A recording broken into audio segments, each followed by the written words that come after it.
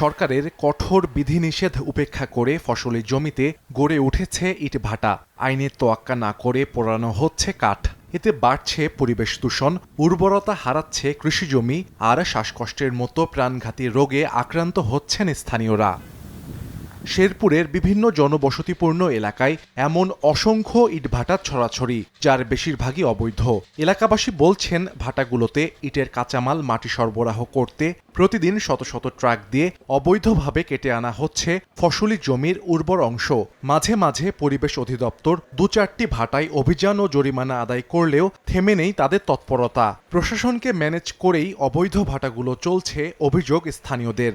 যেখান থেকে মাটি নিয়ে আসে সেখানে গর্ত হয়ে যায়, সেখানে কোনো আবাদ ফসল হয় না। ৩ ফসলা জমিগুলো নষ্ট হইতেছে, আমরা এক আবাদও পাচ্ছি না। কালো ধুমাগুলো আসে, এই ধুমাগুলোই আমাদের বাচ্চাদের শ্বাসকষ্ট সমস্যা হয়। ২৫০টিরও বেশি ডিজাইন অপশন নিয়ে ওয়ালটন স্মার্ট ফ্রিজ, বোঝে আপনার প্রয়োজন। তবে ট্যাক্স, ভ্যাট ও জেলা প্রশাসন সহ সব দফতরকে ম্যানেজ করে ইটভাটা পরিচালনা করতে হয় দাবি ভাটা মালিকদের। অবৈধভাবে যদি ব্যবসা চালাই, সরকার আমাদের কাছ থেকে ট্যাক্স নেই কেন? ছাড়পত্র এটা প্রক্রিয়াধীন আছে। কাগজপাতি সম্পর্কে আমি সেটা বলতে আছে না আছে তাও আমি বলতে পারবো না বা জানি না। একটা রানিং বাড়া আগুন দেওয়া হয়েছে, ফস করে এসে মনে করেন ৬ লাখ ৫ লাখ টাকা জরিমানা করলো। একটা সিদ্ধান্ত দেখ যে বাড়াগুলো এইভাবে করেন, এই কাগজপাতি লাগবে, এই সিস্টেম। পরিবেশ অধিদপ্তর বলছে, কারিগরি সহায়তার অভাবে অবৈধ ইটভাটার বিরুদ্ধে যাচ্ছে না নিয়মিত তদারকি করা।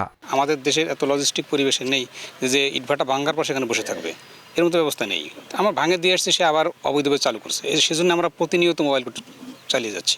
জেলায় ৬৫টি ইটভাটার মধ্যে মাত্র ২টির পরিবেশ অধিদপ্তরের ছাড়পত্র রয়েছে। তবে নবায়ন না করায় শতভাগই এখন চলছে অবৈধভাবে। সময় সংবাদ, শেরপুর।